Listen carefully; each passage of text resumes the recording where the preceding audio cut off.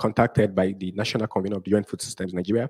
They said that the FAO and other UN agencies gave them directive that they should be part of all the engagements, because when we're actually planning, we didn't know that we're going to have the national convener or anybody from the policy side, because as young people, it's really hard to contact them because we don't have their contact, and we just feel, oh, let us just do this because this is what we've been doing in the past year. And luckily for us, the national convener was with us from the beginning till the end, and it didn't stop there. They invited us to be part of the core team, and this to see how we can actually bring other young people on board. So with my own involvement, I was able to help other youth organizations. I think like 7 other youth organizations to actually host an independent dialogue, which was incorporated into the national pathways for the implementation of the UN food systems. And I was also invited to host the national youth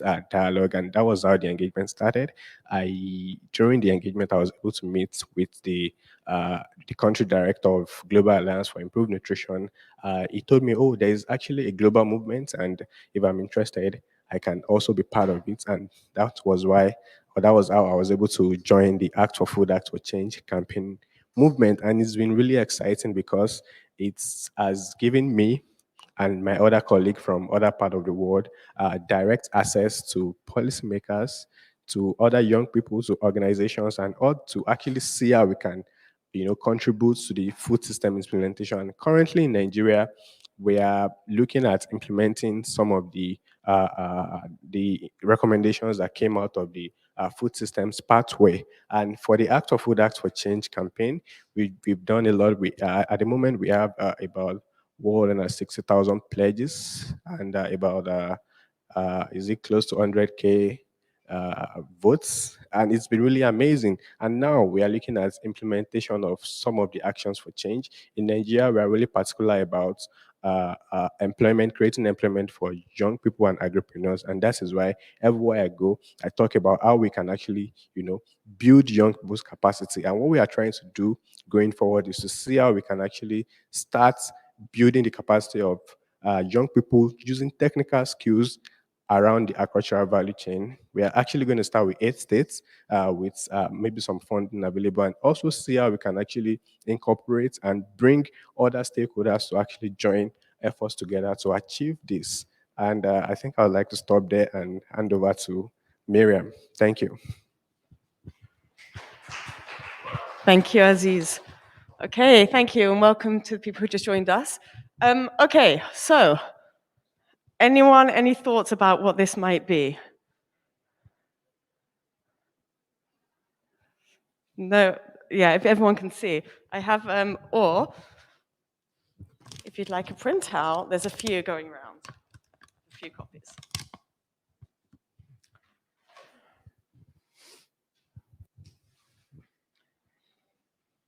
Okay, so feel free to share, and then any thoughts on what this might be about. I also think the colors on it are a bit confusing, because I feel like the traffic light is normally you're trying to get to green, whereas here green's at the bottom of the ladder. So any thoughts? Well done. So there we go. So this is it's a ladder about steps to meaningful youth participation. It's based on a framework around community participation, but it's specifically looking at youth participation. So it's developed by a researcher called Roger Hart, who's a specialist in children's and youth participation at the CUNY, New York. It stands for, I don't know what that stands for. There we go, thank you. City University of New York. And they do a lot around children and environment and climate change. And we have the 3 levels, 1, 2, 3 at the bottom. And just as I'm going through this, because we're going to ask you in a minute for you to share your experiences, to kind of just like reflect on things that you've seen or work that you do and where you think that you might be or the work you're doing is at on this ladder. So at the bottom, we have the levels which are called seeming involvement, okay? I think this is often the stage that we see a lot. So one is you have what is manipulation. This is the absolute stage that we don't want at all. It's when adults use young people to support their own projects. And they kind of pretend that it's actually in the interest of young people, but really it's about just getting young people to kind of be the face of what they want to be doing. We move up to decoration, which is about young people helping implement adults' initiatives. And then participation for show, where it's just about that, we have young people on show, but really they're not part of actually the initiative and they have no influence on it. Where we want to be is anywhere from 4 to 8. Okay, so the aim isn't to get to 8. There are times where like getting to 8 is really great. That's what we could do. For most of us, I don't know everyone here or who they're from. We're not working with youth-led organizations. It's actually quite a challenge to get to. But we have 4. Young people are assigned tasks and they're informed how and why that they're involved in that project. Okay, so the difference when you're moving from 3 to 4 is about the information that you're giving to young people. We move up to 5, which is about adults are making the decisions, but young people consent to it and they're informed, or they're consulted and they're informed. As we move up to 6, it's about joint decision making. So it's still an adults initiative, but it's about kind of the co-creation. So the example that Berta gave earlier, and she's going to talk later about the work that is being done in Mozambique, would probably be around there because it's still GAIN as an organization initiating it, but it's done through a co-creation process. As we move up to 7, it's about young people having initiative and leadership. The example that Aziz gave about Act for Food, Act for Change would probably be around the 7. It's about youth being in leadership positions, they're taking the initiative, but there's still an adult support behind there. And then finally, you have at the top, it's a young people's initiative. Decisions are being made in partnership with adults. So what I'm just going to ask you to do now is wherever you're sitting, maybe try and chat with people that you don't know, people who work for different organizations. Feel free to move around. If every group can just have like one of these sheets, keep it with you and just discuss a little bit about the work that you do or the work that you've seen, where you think it's kind of sitting on this ladder. Even discuss the World Food Forum if you want, the type of event that we're at. Just take 10 minutes to do that. Are we able to get comments online or no? Are they able to comment? No. Because I was going to say, if you're online, to provide your comments, but I don't know if that's possible. Okay, so for everyone then in the room, if you just want to like maybe, there's a few people with the sheets. If you want to take just like 5 or 10 minutes to work in a group and just have a little bit of a discussion about where you think the work you do or the work that you've seen is on this ladder.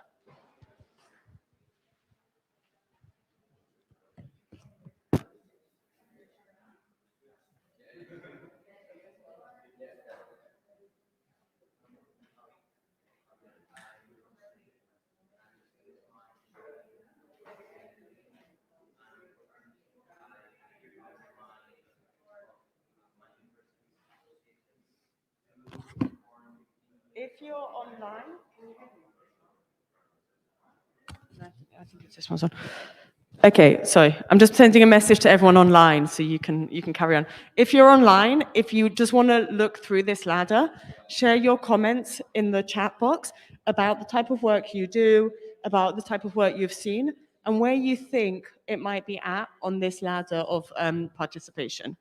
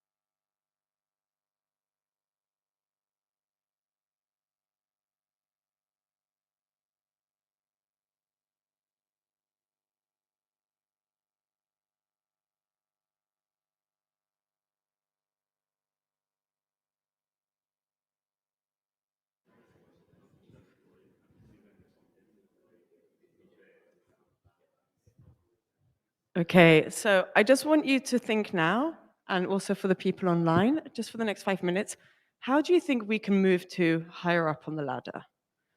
And not to try, I said again, not trying to get to eight, because eight isn't always, it's not necessarily like this is the goal, but maybe how do we get out of the green and into the yellow? Or kind of, if we're lower down on the yellow, how do we move up just a little bit? So thinking about the examples that you've talked about so far, how do you think we could kind of, move one or two steps up the ladder?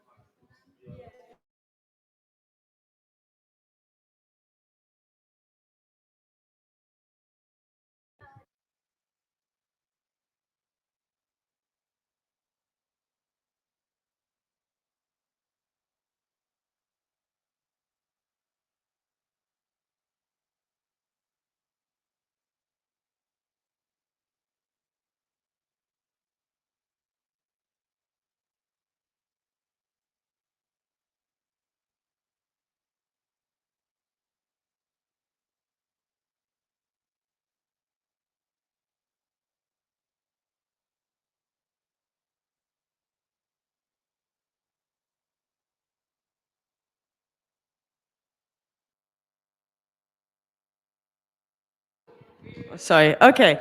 So, just we don't have. It's not a very long session, so sorry to rush you because I feel like we could probably keep discussing this topic. Where do most people think we're at, or like the work that you're at is on the ladder? Just shout out a number. Two, two. So I was hearing a lot of twos. This group over here, which number did you talk about on the ladder?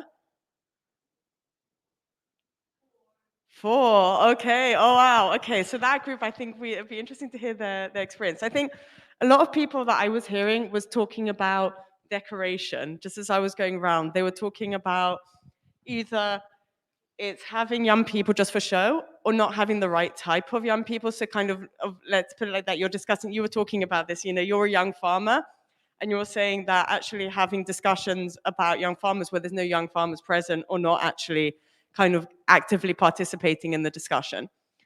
So we're going to come back to this in a minute to wrap up, but I'm just going to hand back over to Berta, who's going to talk in more detail and bring you like the case study of the project that she leads in Mozambique.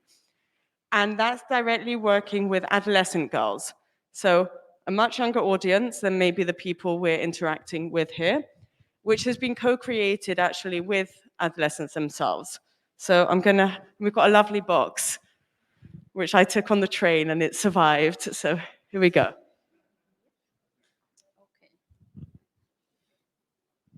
Do you want to dance? A little bit? Yes. Okay, let's get up. Let's dance.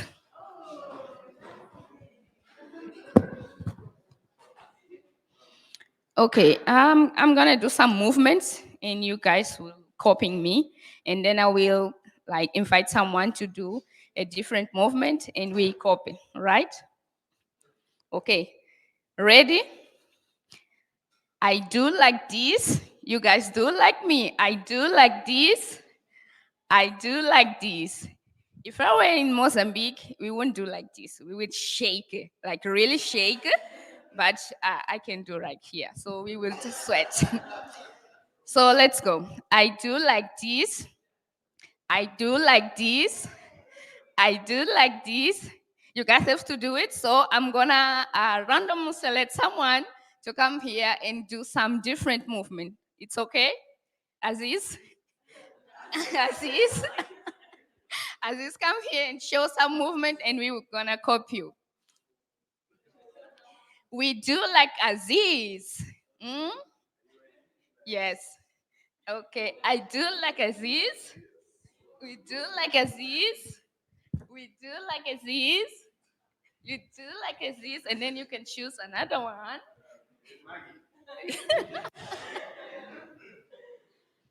Maggie. Okay. I do like this. I do like this. I do like this. I do like this. Oh. Thank you, Maggie. Oh, there's one more. Yeah.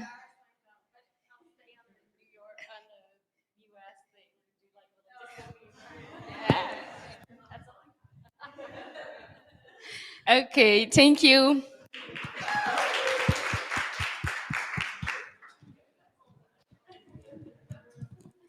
I'm gonna explain you about the heroine game, which is a intervention that we made in Mozambique. We developed in Mozambique with the girls from Nampula province, which is one of the largest province and most poor in Mozambique. So the heroine games, it's a game where we help to promote the health habits to the girls. We have three different heroines. We start the session by asking the girls what they understand about who is heroine in their community. So the girl would discuss in front of the heroine, and we would help them to understand what is heroine means. So they would choose one heroine to be in the end of the game. The game took 16 weeks.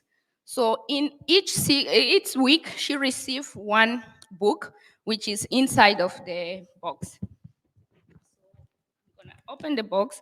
Inside of the box, we have a different small books with a different challenge on each of the book. I'm gonna pass just you to see. You can pass through the different.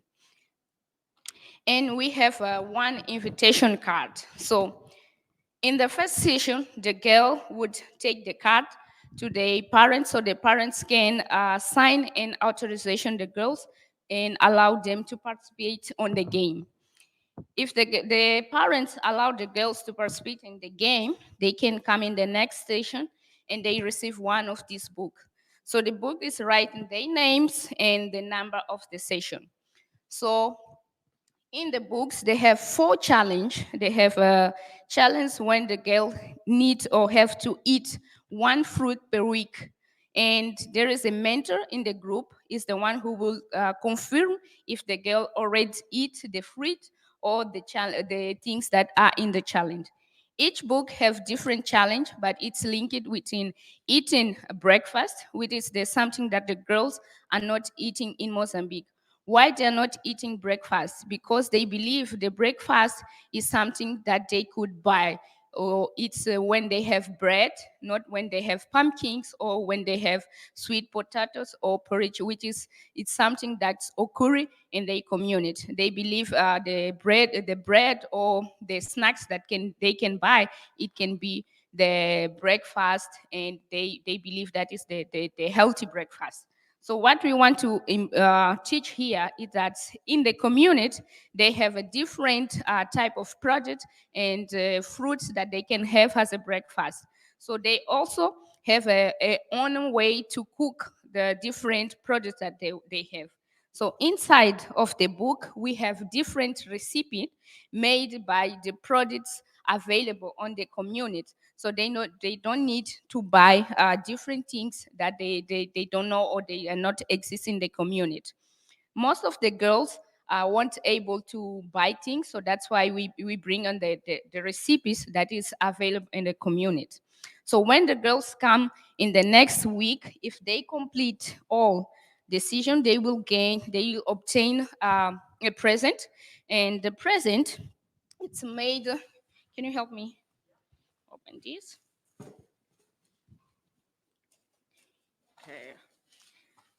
It's a different omelette made with the design of fruits and of different vegetable that they can find in the community. So the girls won one medal, which is a one princess that he shows, can be Sophie, Princess Sophie, which is a princess with a power to talk with all animals in the community. There also can be a snake woman, which can be the one who can fight against the robbers in the community, and also they can be a spider woman who can use the power to walk to the different communities. So the girls choose to be one of these princes, and they took one of this medal without the power. So when they finished all the session, they became an heroine and they became a girl with a lot of power. So they became someone who already know that it's necessary to take a breakfast, that it's necessary to help their moms on the different tasks in the house. Why are we work with the girls, and why we have this permission for the parents? Because the girls play a huge role in the house, helping their mothers to think what they would cooking for the meals. So if the girls know what they are the good meals, what is they know that they have to eat different beans and different vegetables, they can influence what their mother are cooking in the house. So that's the idea of the heroine games. So if you have questions, this is the time. And comments and suggestions too. Yes.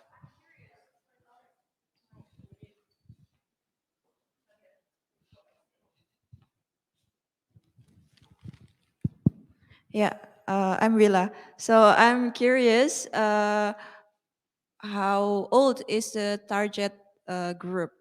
Okay, it's a 10 to 14 years old. Only for girls. Yeah, for now it's only for girls. Also, can I do one more question? Yes. Uh, also, like for the program, like the recipe and stuff, do you also like engage with, I don't know, nutritionist or someone that then plan this? Okay, for the week one, you eat this until the week 16, I believe. It was designed by a nutrition person with the different people involved. And yes, there is a nutrition looking to what is necessary and the needs for health, for growth of the adolescents. Okay, thank you. I don't want to add one more question. Um, I'm wondering, and my question would be why you target only girls? Because I was thinking now, targeting only girls, isn't that reinforcing gender norms and traditional gender roles, assigning the girls to the, or as responsible for kitchen and food Yes, preparation? I know this question would coming. Yeah, and it's come always why only girls. Thinking about the targets in Mozambique, girls are the ones who have less condition than boys. But yes, we know that we need to involve all together. And it was initially designed only for girls, but now we are thinking to expand and have the way that includes boys too. Thank you.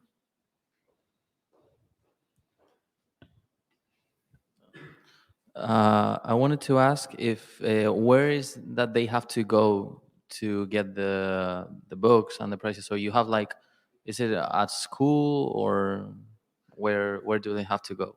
Okay, so in the project we are working, it's called Transform Nutrition. We have a girls club, which is a club of girls composed by 25 girls. So they meet once a week. So it's where we have these Iran games happening. So we reach like different communities and they form this girls club first, and then we teach them how to lead a session on girls, and they have a different topics talking. They are not just talking about nutrition, but they're also talking about healthy and sanitation, hygiene, and other stuffs. Thank you. All right, thank you. I was wondering, how do you manage this topic? Because I know that it is really important to tell these girls that they should not be consuming ultra processed food. But from what I am reading, I kind of perceive this message: if you are plus size, you're not beautiful. How do you ever touch this topic with the girls so that they don't understand it, or they can have like this sense of, I can eat healthy food, but if I am plus size, it may not be by my diet. Maybe I have a problem with my thyroids or something else. Do you ever have this topic with the girls? Sorry, I would ask you to Rephrase. yes. From what I read, they are saying that if you are plus sized, you are unhealthy, and then you are not beautiful. It's kind of what I understood from what I read, but I was thinking, if there are plus sized girls that may have a healthy diet, but maybe they have a problem with the thyroids or something else. Do you ever have this topic, like, if you are plus sized, you can also be beautiful, and it may be not directly your fault that you're not like everyone else? Yeah, as I mentioned, we talk about different topics, and we talk about this. How can I call? Okay, I'm trying. We talk about bullying, with something that happened in the school. So we talk about the difference that the girls looks at. They are different. We all are different. So we talk about that, and we help not just to make girls feel less beautiful than the others because the shape of the body or something. But we try to include all the girls in the game. Thank you. Okay, thank you. Okay. Just we have a booth. If you want to know more about the game, you want to talk to us a bit more about it, come join us. We also, like, this is one example of a game we have. We also have in Indonesia where we've worked with young people to develop an app. I've got it on my phone, so if anyone wants to come and see it, like, just the idea of using gamification, rewards. I think, this is quite, everyone tried Duolingo. It's that idea of, like, you learn through reward-based things. Like, we're as human beings very easily like rewards. So these are two examples of how we're doing that. And if you want to come chat to us in a little bit more detail, because I know we're kind of out of time now. So I'm just going to hand back to Aziz to just wrap up the session. All right, thank you so much. So before we wrap up, I'll just want to get just two reflections from just two persons in the room on how to move or solutions to moving from number one to, if not number eight, maybe to 6 or 7. What do you think we could actually do to actually get there? So if you have any thoughts, please, can you quickly do that? Okay, we have the first person.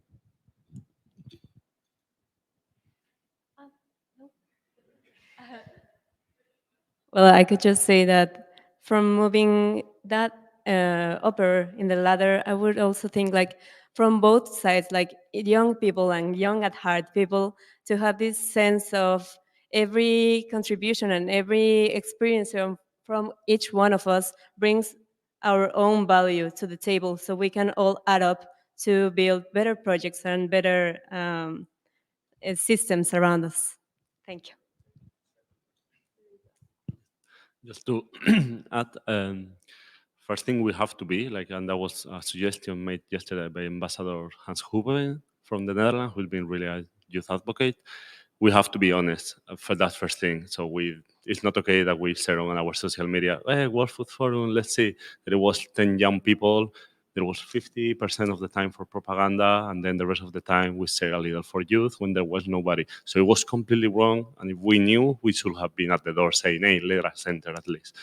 That's on one side. And the second side, we have to set the focus on youth, highlighting how solutions by youth are useful. It's not enough with saying we need youth at the table, when youth is important. That's what all the government said yesterday, and that's the result. It's only a speech, and it won't be important until it's not. They don't take something from that. So we have to prove them how youth-led solution in any kind of field. Without the help, we are having impact and we are transforming our food systems. Thank you.